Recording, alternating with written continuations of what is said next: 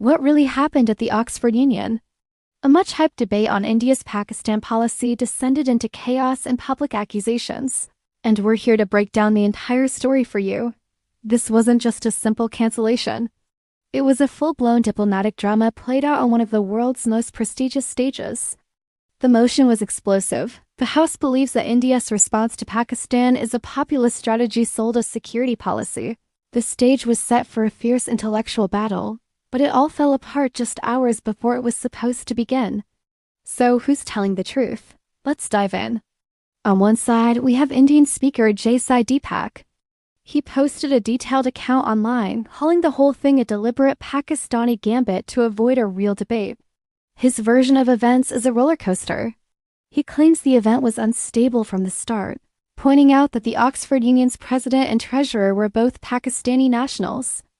Then things got even more complicated. The original high-profile Indian speakers, including a former army chief, had to pull out just 2 days before. Sai Deepak, ready to argue India's case, scrambled to find replacements from within the UK, securing Manu Kajuria and Satish K. Sharma. They were all set. But then on the day of the debate, November 27th, Sai Deepak says he got a call.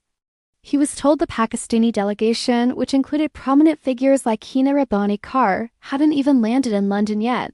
Hearing this, the Indian team decided to abandon their trip to Oxford. It seemed like the debate was off. But wait, the story takes another twist.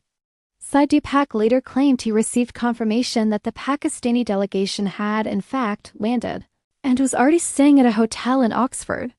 This led him to launch a scathing attack, accusing the Pakistani side of deserting the battlefield before the battle begins because they lacked the courage to face a live debate.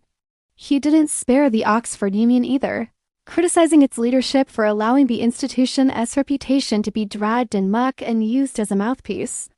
Even Indian politician Priyanka Chaturvedi chimed in, mocking Pakistan for crying again and proving themselves to be liars. Now let's look at the other side of the story. The Pakistan High Commission in London released a completely different statement. They claimed the Indian delegation had withdrawn at the last minute, effectively handing a walkover to the Pakistani side. They framed this as India lacking the confidence to defend its security policy in what they called a neutral and intellectually rigorous debate. So, who do you believe? Was it an organizational failure?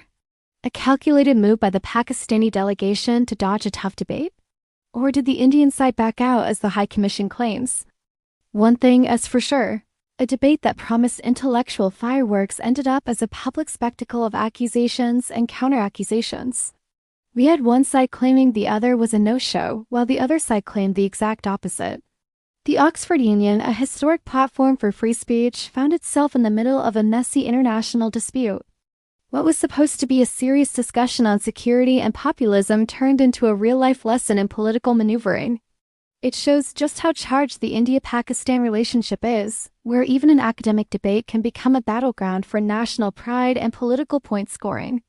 Instead of a debate, we got a farce. What are your thoughts on this whole fiasco? Who do you think is responsible for the collapse of the debate?